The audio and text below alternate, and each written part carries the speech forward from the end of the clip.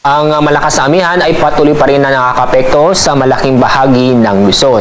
At yun yung papansin, yung mga kumpulan na kulapan ay dulot ng low pressure area.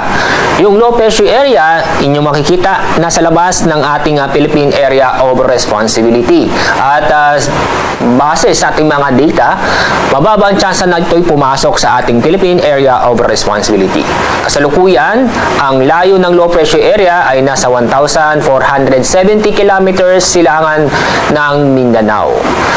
At inyong papansin, malayong low pressure area pero may mga kaulapan na umaabot sa ating bansa, lalong-lalo na sa Visayas at Mindanao. Ay dahil sa trough ng low pressure area o yung extension area ng low pressure area.